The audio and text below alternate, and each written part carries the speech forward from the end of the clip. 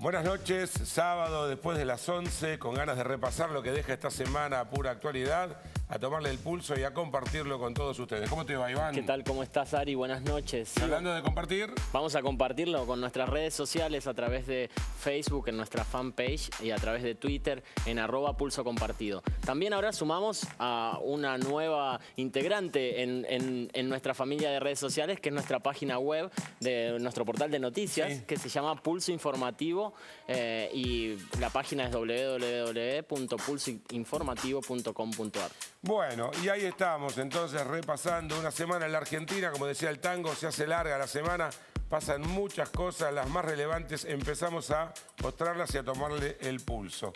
Arrancamos con la vuelta de Randazzo, el hombre que se fue, después dicen que manifestó arrepentimiento. Hay quienes dicen que lo iban a poner en penitencia, pero por lo menos lo dejaron salir en la foto. No le dijeron, Sánchez, no te enganches. Claro. Ahí está.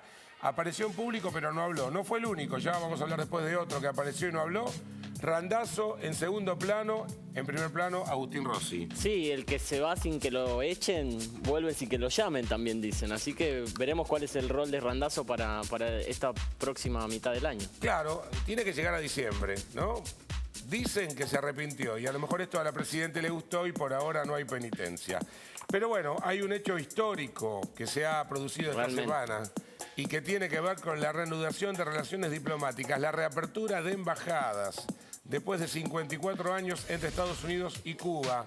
Ahí está el apretón de manos. En el año 61 habían cerrado sus respectivas embajadas y la próxima pregunta es si se va a terminar el embargo. Obama ha prometido que lo va a intentar, pidió levantar el embargo, pero bueno, sí, habrá que ver qué hacen los republicanos, ¿no? Un embargo que fue la primera medida que realmente afectó a la isla cubana y que hasta ahora no hay indicios claros de que se vaya a levantar para próximamente, pero sí sería muy bueno que eso ocurra, ¿no? Sí, además culturalmente hay todo un problema. Por ejemplo, el intendente de Miami se llama Tomás Regalado. Dijo, ni regalado, voy a abrir un consulado de Cuba en Miami. Vos imaginate, es la ciudad donde más cubanos hay, que son los cubanos del exilio. Así que veremos, pero es una muy buena noticia que hayan hecho esta reapertura de embajadas. Comparto. Y en este pase de, como diríamos en los viejos tiempos, de diapositivas de lo que pasó en la semana, se quebró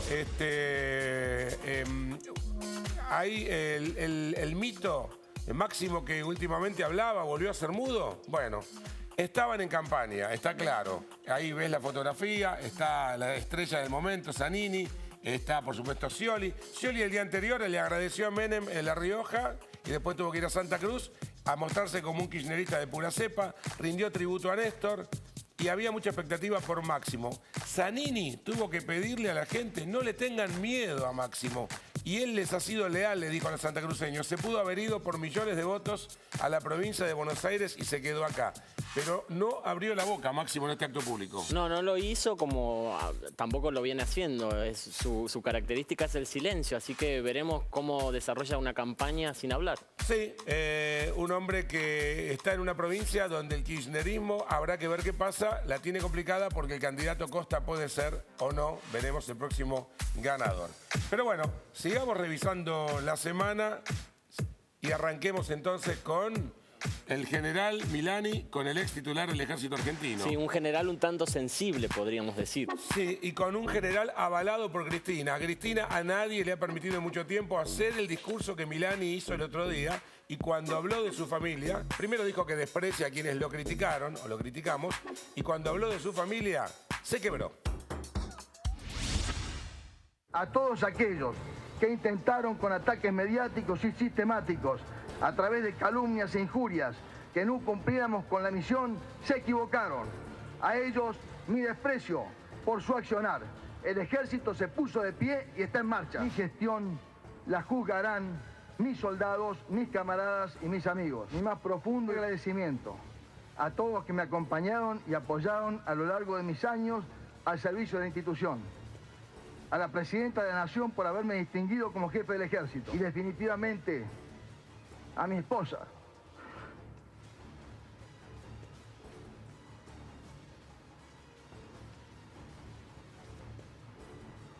Ana, y a mis hijos, Anita, Julieta, César y Agustina.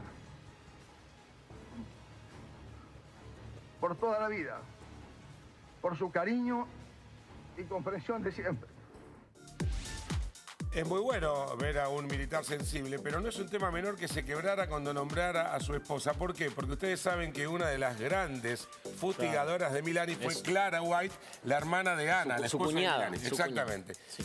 Y hay que tener en cuenta un par de cuestiones más. Milani se llevó mucha información. Formalmente dejó de ser el titular del ejército, pero sigue sabiendo todo de todos. Y después tuvo un par de regalitos que llegaron de La Rioja, donde quienes tenían que juzgarlo por el caso Ledo empiezan a irse, empiezan a ser apartados. Pasó con Britos y esta semana con el fiscal Gómez. Sí, también mañana mismo son elecciones en La Rioja. Sí, pero de eso no podemos decir nada. No podemos decir nada, solamente que son las elecciones en La Rioja. Vamos a ver cómo y saludar a la gente que está viendo América 24 en La Rioja y que gane el más mejor.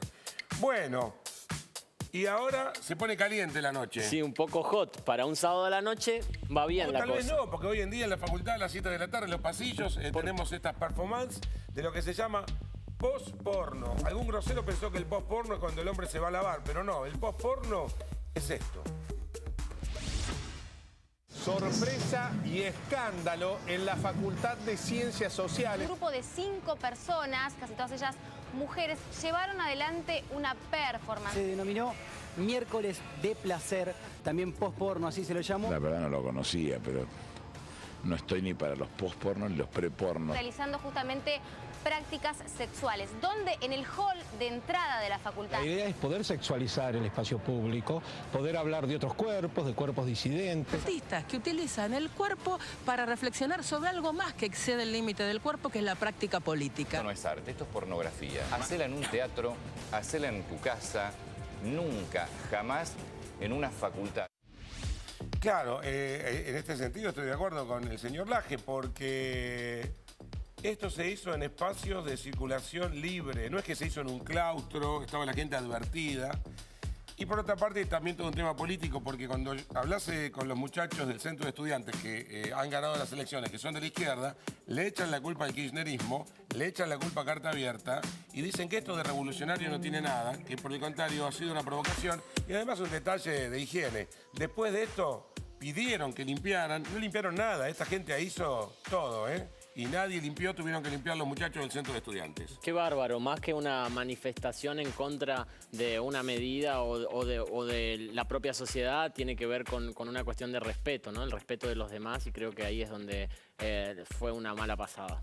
Bueno, se sabe que el arte, no nos vamos a poner pacatos, que el arte es precisamente para expandir, para no poner límites, para no restringir, pero hay que ver el ámbito donde el mismo se propone. Bueno, y ahora, cuando vamos a hablar de la crisis griega, muchos piensan en Vikis y Politakis. Aclará que no, ¿eh? No, aclaramos que no, pero sí tienen algo en común. Que las dos llegaron prácticamente juntas, la crisis de Vikis y Politakis como la crisis de Grecia. Realmente una semana muy complicada, ya sea para Grecia como para el resto de Europa y también para el resto de los mercados a nivel internacional. Hay una gran incertidumbre. El día de mañana se va a votar el referéndum a partir del cual el pueblo griego termina decidiendo cuál es su rol, es decir, si aceptan las medidas sugeridas por la Unión Europea o si prácticamente quedan excluidos de la misma. Esto también trae aparejado una cuestión que tiene que ver con la política internacional. Es Grecia el primer país de Europa que tenía un gobierno tan de izquierda, y muchos hablan de que este tipo de medidas lo que están buscando es la renuncia del primer ministro griego. Él de hecho dijo que si en el referéndum de mañana no le va bien, él se va. De todos modos, vemos el vídeo y después la seguimos. Miles de personas se manifestaron en las calles de la capital, en Atenas y en las principales ciudades del país para apoyar el plan del primer ministro de Alexis Tsipras de poder tener una salida negociada, pero sin firmar una cláusula con los diferentes organismos internacionales, conocidos por estos días como la Troika, que generen aumento de impuestos y que bajen. Normalmente lo que sucede en estos casos es que la gente termina pagando. Próximo domingo el pueblo griego irá a referendo para decidir si acepta o no la oferta de rescate.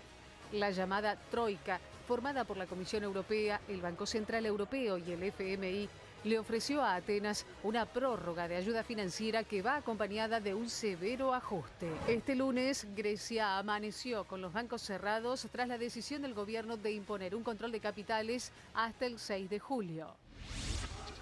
Bueno, la situación tiene alcances inesperados. Una pareja de griegos que estaba de luna de miel en Nueva York terminó durmiendo en la iglesia ortodoxa porque en el hotel ya no le aceptaban la tarjeta de crédito. Muchas cosas que nos recuerdan al 2001. Yo digo 2001 y voy a presentarles a nuestro invitado, que fue viceministro de Economía en momentos muy duros de la Argentina, allá por el 2002, el señor Jorge Todesca. ¿Cómo te va, Jorge? ¿Qué tal? Gracias por la invitación. Buenas noches. Bueno, es inevitable, ¿no? Hacer una analogía entre Grecia y Argentina. ¿Qué recuerdos tenés vos de esa Argentina del 2002 y en qué se puede asemejar a Grecia 2015? Bueno, una cosa común es la enorme deuda externa en relación al tamaño de la economía, ¿no? Una deuda externa, en nuestro caso, para simplificar, 1,5 veces el tamaño de la Éramos economía. el 150% nosotros. Exactamente. ¿Y Grecia cuánto es? Sí, está más o menos en lo mismo. 180. 180. Sí. Lo que pasa es que depende de cómo lo midas. Bueno, sí, influyen otros factores, pero es muy alto. Es 180. Bueno, es una deuda que el propio Fondo Monetario acaba de decir es impagable. Sí. Vienen haciendo 5 años de ajustes, que esos ajustes significaron una caída del 25% en el producto y 25% de desocupación. Entonces ahora viene la última escena, en donde le dicen un poco más para darle más préstamos. Y bueno, el gobierno ha dicho, hasta aquí llegué. Claro.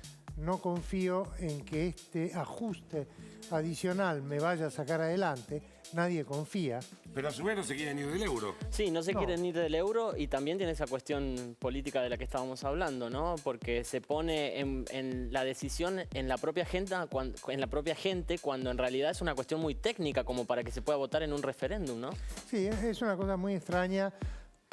También fue extraña nuestra propia crisis. Sí, bueno. Yo lo veo más indulgentemente en esos términos, pero lo que uno ve es un gobierno que dice, bueno, si me dicen que sí, que vaya adelante con el ajuste, alguno renunciará, otro seguirá, pero de alguna manera hay una búsqueda de consenso.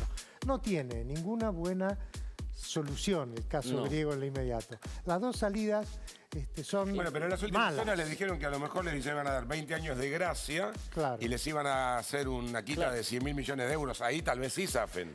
Es lo que necesitan. Lo que necesitan es un flor de rescate. Más plazo para pagar, menos tasa de interés, porque una tasa que parece baja, que es como el 4%, los tipos no tienen inflación, tienen deflación. Como teníamos nosotros. Claro, están en -1. Entonces ellos tienen deflación. Una tasa que no pueden pagar, acá sería maravillosa, pero no pueden pagar. Un plazo demasiado corto y van a tener que estar negociando día a día. Bueno, vayamos a la Argentina actual. Estamos viviendo un recalentamiento del dólar paralelo, estamos viendo una demanda récord del dólar ahorro. ¿Qué estamos viendo?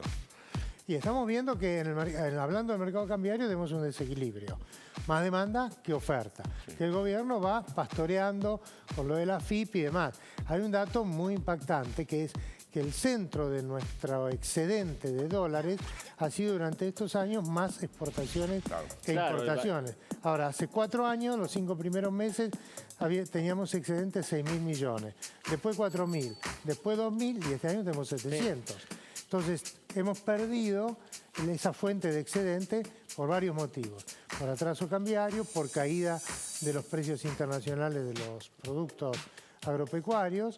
Y bueno, eso genera más tensión. Sí, puntualmente ahora lo que también termina ocurriendo es que el dólar ahorro llegó a su récord, 512 millones de dólares que se vendieron bajo esta modalidad. Está influido principalmente por un mayor poder adquisitivo real de bolsillo por parte de los empleados que cobraron sus aguinaldos y una necesidad por parte de las empresas de tener que liquidar. Esto de liquidar sus divisas en dólares para poder hacer frente a estos nuevos compromisos, con lo cual se produce un aumento en la venta del dólar ahorro y también un aumento en el precio del dólar blue. ¿Qué cree que va a pasar para los próximos meses con esta gran interrogante para nosotros que es? Bueno, el interrogante es cuál va a ser la política cambiaria del próximo gobierno. que es algo que nadie va a decir hasta que no sea el próximo gobierno, ¿no?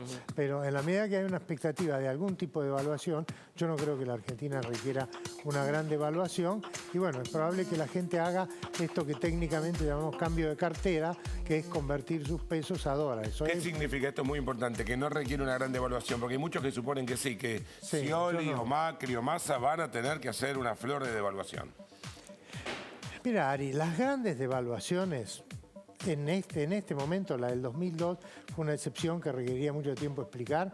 Las grandes devaluaciones en este momento tienden a irse todas a los precios. Claro. Se van todas a los precios y volvés a estar en el mismo punto de partida. En función a su experiencia en el sector público, ¿cuál es su opinión respecto al actual ministro de Economía y si cree que puede llegar a seguir independientemente de su candidatura?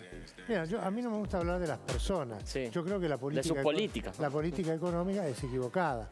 Y es una política económica que en la que tenemos, todos sabemos la lista, un enorme déficit fiscal, una inflación todavía alta, aunque bajó 10 puntos desde el año pasado, y este sistema con el cual mantenemos el dólar quieto. Eso ha hecho que la economía esté tranquila, ha sido hábil hacer eso, ha sido hábil haciendo eso, pero sin resolver ninguno de los problemas estructurales, de fondo. Jorge, muchísimas gracias. No, a ustedes y mucha suerte con el programa. Bueno, gracias. Muchas gracias. Bueno, y de la economía pasamos a la justicia en La Mira, La Nata y en un rato nuestro invitado. La Corte no quiso restituir al juez Cabral, rechazó el pedido del fiscal Raúl Ple por incorrecto. Dijo que el caso de Cabral no amerita un planteo judicial, sino administrativo. Los casos específicamente de superintendencia pertenecen privativamente de las cámaras de apelaciones y no son revisables. La Corte no se abocó porque entendía que era inadmisible el caso. Pero además de eso hay una decisión mucho más fuerte, más potente todavía.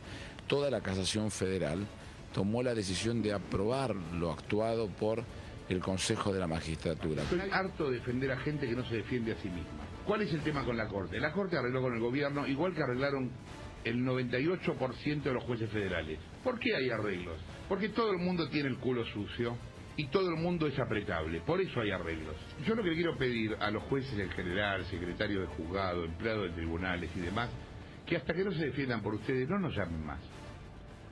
No nos usen de forros a nosotros. No nos pasen información que ustedes no son capaces de dar. No nos cuenten en off cosas que ustedes no son capaces de volver a decir en on. Defiéndanse ustedes mismos y nosotros los vamos a defender. Ahora, mientras eso no pase, váyanse al carajo todos. Bueno, está bien, habla bien inglés Jorge La Nata, pero nuestro invitado subrogante, vos sabés que sos subrogante hoy, ¿no? Ah, me llamaste a mí porque no quise llamarlo al otro. No, porque es la palabra del momento. Ah, ok.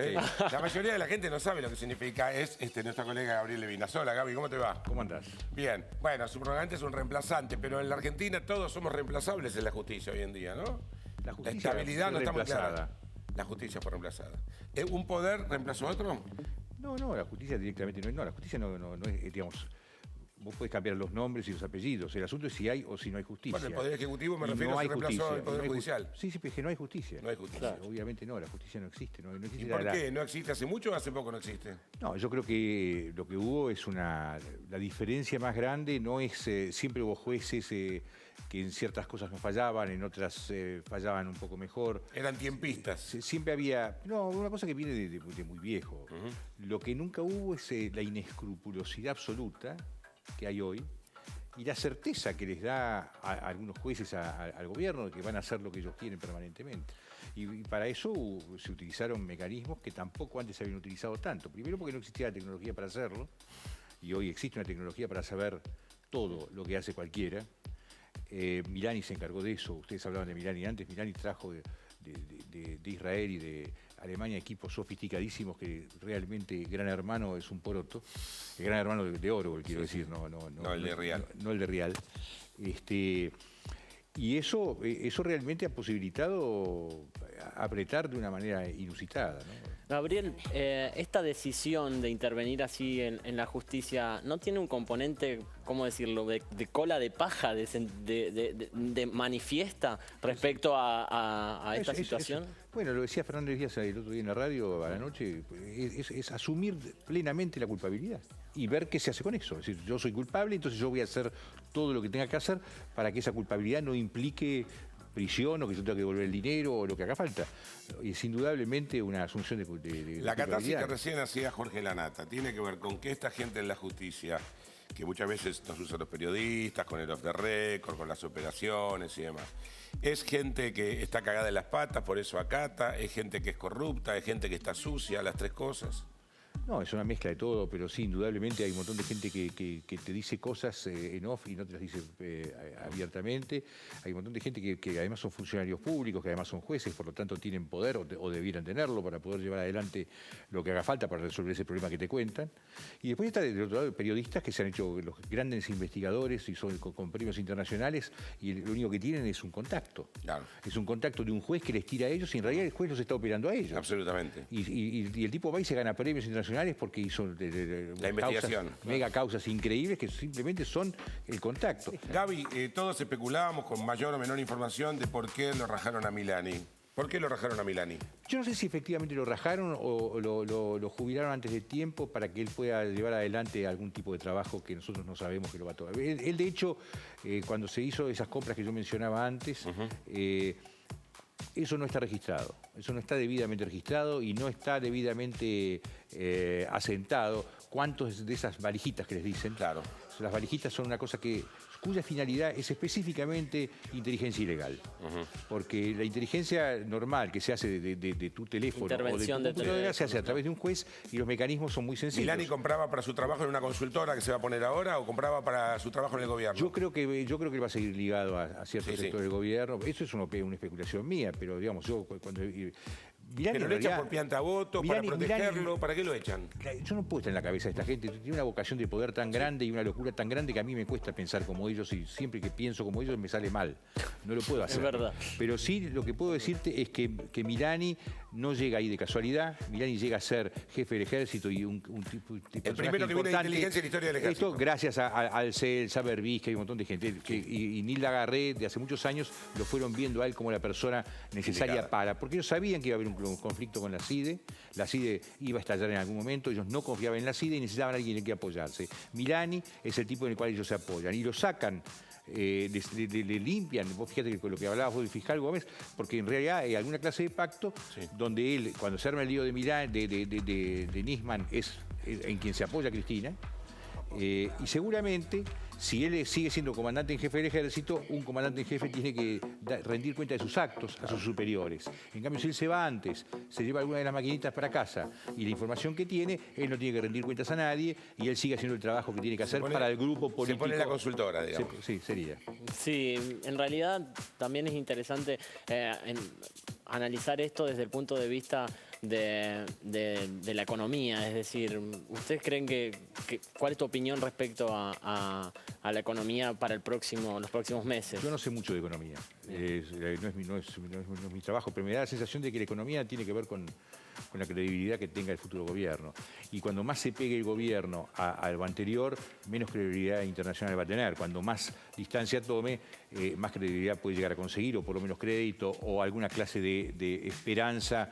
¿Y por qué al gobierno le va bien? Porque supuestamente Cristina tiene 40%, supuestamente Scioli va a ser el futuro presidente. Sí, esas cosas son siempre muy difíciles de decir. En realidad, si este gobierno no hubiese tenido el dinero, esos 10.000, 12.000, 15.000 millones de dólares de diferencia entre salidas y entradas en las exportaciones durante 12 años sostenidamente, no sé si hubiese tenido el éxito por 2 años. Bueno, pero Cristina no llega como una pata renga, no llega... No, porque todavía la economía argentina tiene mucho para dar, digamos. Influye mucho la economía en eso. Lo que pasa es que lo que también se nota es un enorme desperdicio de esa oportunidad que significó todo ese dinero y además el hecho de que la infraestructura básica de la Argentina no solamente no se hizo nada en términos de inversión a futuro, sino que además no se mantuvo el existente. No se ve la infraestructura, entonces eso es somos un coche, es un ejemplo que lo doy hace muchos años, pero cada vez es más eficaz. A ver, ¿cómo es eso? Que eso es una especie de Falcon de los años 70,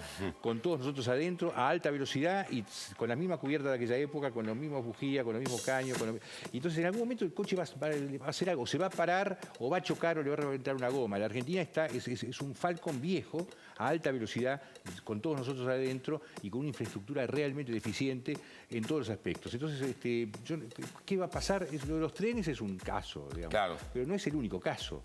Es decir, las rutas son un desastre. Está atado con alambre por ahora. Totalmente.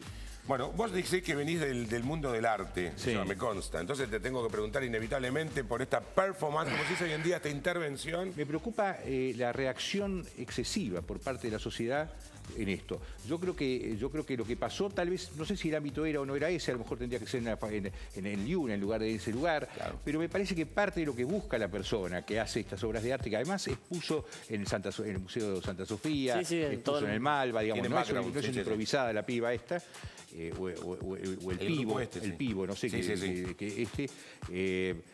la verdad es que me parece que hay que ser más cuidadoso en términos, nosotros los comunicadores, respecto de estas cosas. Sí. Primero porque nosotros mostramos cosas que son mucho más pornográficas que esas todo el día, todo el tiempo. Gabriel, te agradecemos enormemente. Vamos a recordarle que a nuestros invitados, además de agradecerles, les hacemos obsequios. Gracias a la gente de Testorelli, te vas a llevar un obsequio de Testorelli. Sí, a la gente de Union Pacific también. ¿De testosterona no tenés uno? Y también, bueno, ¿por qué no? Y que tengas una buena noche de sábado. Gracias. Gabriel. Bueno, nosotros nos estamos despidiendo, deseando el reencuentro el próximo sábado a las 11 de la noche, nuevo horario. Sí, así que a partir de ahora síganos en redes sociales, @Pulso Compartido, en nuestra fanpage Pulso Compartido y en nuestra página de noticias, pulsoinformativo.com.ar. Seguimos en contacto, gracias.